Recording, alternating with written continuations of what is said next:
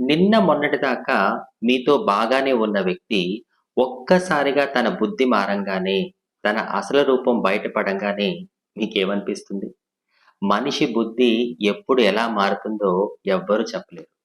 ఈరోజు మనల్ని అభిమానిస్తూ ప్రేమగా ఉన్న వ్యక్తి రేపు కూడా అలాగే ఉంటారు అనడానికి గ్యారంటీ కూడా లేదు.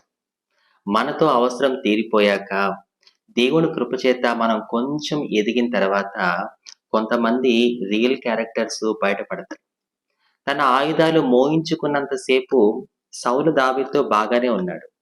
ఎప్పుడైతే దేవుని కృపచేత దావీదు గొల్యాతుని చంపి ప్రజల చేత హర్షించబడ్డాడో ఒక్కసారిగా సౌలు రియల్ క్యారెక్టర్ బయటపడింది. సౌలు అసలు రూపాన్ని చూసి దావీదు ఆశ్చర్యపోయాడు. తట్టుకోలేకపోయాడు.